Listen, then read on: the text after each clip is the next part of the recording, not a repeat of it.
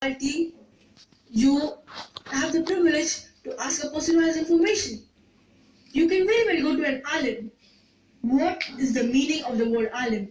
It means a person who has ilm. It does not only mean a Maulana who has spent 7 or 14 years in Darul Uloom.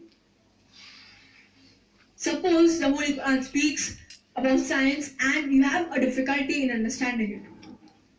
Whom will you go to? Would you go to a cobbler or a barber? No. You would go to a scientist because a scientist is an alim in the field of science. If the Holy Quran mentions about medicine and you have a difficulty in understanding it, who will you go to? Would you go to a Maulana who has spent several years in Darul Uloom? No. You would go to a doctor because a doctor is an alim in the field of medicine. If the Holy Quran mentions some certain fact and you want to know its Arabic grammar, who will you go to? Would you go to a doctor or a scientist? No. You would go to a Maulana who has spent several years in Darul Uloom because a Maulana is an alim in the history of the Quran and its Arabic grammar. That means if you have any difficulty, you should ask a person who has information. Ask an alim. Today, if you buy any new equipment, any new gadget, you get an instruction manual with it. Suppose you buy a new DVD player, and along with the DVD player, you get an instruction manual. The instruction manual says that if you want to play the DVD player, insert the DVD and press the play button. And further on it says, don't drop it from height, it will get damaged. Don't immerse it into water, it will get spoiled. All the do's and don'ts, all the good and bad for a DVD player are mentioned in the instruction manual. The more complicated the machine, the more requirement of an instruction manual. If you allow me to call human beings as machines, then they are the most complicated machines. They are more complicated than the most advanced computers. So don't you think it requires an instruction manual? Yes, the Holy Quran is our last and final instruction manual. It tells you how you should live your life. The do's and don'ts, the good and bad for the human being is mentioned in the Quran. And the very moment you get your instruction manual, you but naturally see to it that you understand it.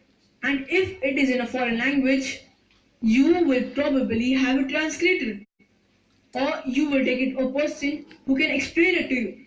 Therefore, it is compulsory for every Muslim to read the Holy Quran with understanding.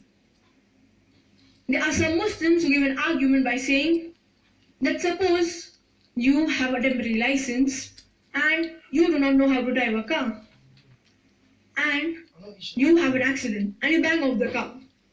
The police will give you a lesser punishment because you do not know how to drive, as compared to a person who knows how to drive and has a permanent license.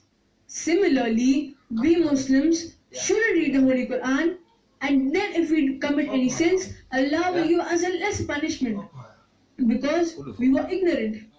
And if any person who knows the Holy Quran and then he commits a sin, Allah will give him a greater punishment. Therefore, we Muslims should be ignorant and do sins. This is what people say. Beautiful logic on the face of it, beautiful logic. The best method for a da'i to answer to this misconception is by agreeing to it and later prove them wrong. I agree that if there's a person who has a temporary license, the police will give him a lesser punishment as compared to a person who has a permanent license. But if you analyze, the chances of a person having a temporary license to indulge in an accident is 50 times in a year. But the chances of a person having a permanent license is maybe once in a year. And the police will charge the person having a temporary license maybe 1,000 rupees, and the person having a permanent license, he'll charge him 2,000 rupees. But at the end of the year, the person having a permanent license ends up paying 2,000 rupees, while the person having a temporary license ends up paying 50 multiplied by 1000, that is 50,000 rupees. There are many Muslims who do Khatm Quran once, twice, 10 times in Ramadan. They will surely get their rewards.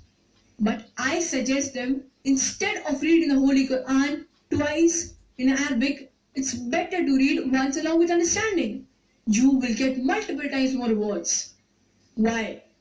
Because our beloved Prophet has said, it's mentioned in Ibn Majah, chapter number 16, hadith number 219, which says, if you learn, if you understand one ayah of the Holy Quran, it's better than offering 100 rakahs of salah. And in every rakah, you at least read Surah Fatiha that consists of 7 ayahs. That means in 100 rakah salah, you will at least have 700 ayahs. If you learn, if you understand one ayah of the Holy Quran, it's better than reciting 700 ayahs. That's what our beloved Prophet has said. It's mentioned in Surah Sad, chapter number 38, verse number 29. Allah says, Kitabun anzalnahu ilayk mubarakun liyadabbaru ayatihi wa liyatazakkaru ulul albab. Quran is a book which we have revealed to you full of blessings, so that you can meditate on those ayahs, and the men of understanding will receive admonish. There are many Muslims who keep the Quran in the most expensive, most beautiful boxes and then tie it up securely. So, if a person thinks of reading the Holy Quran, he will think 10 times before removing it, because the thought of retying it will discourage him. We have many misconceptions. We say, we shouldn't read the Holy Quran while standing. Don't read the Holy Quran in workplace. Don't touch the Holy Quran when you're wearing a footwear. We have many misconceptions. To respect the Holy Quran, it's important, but do not give only outwardly respect that its main purpose of revelation is defeated. That is guidance. If any person intentionally disrespects the Holy Quran, he will be held accountable. Allah will hold him accountable on the day of judgment. But give respect to the Holy Quran and derive the guidance for which it was revealed.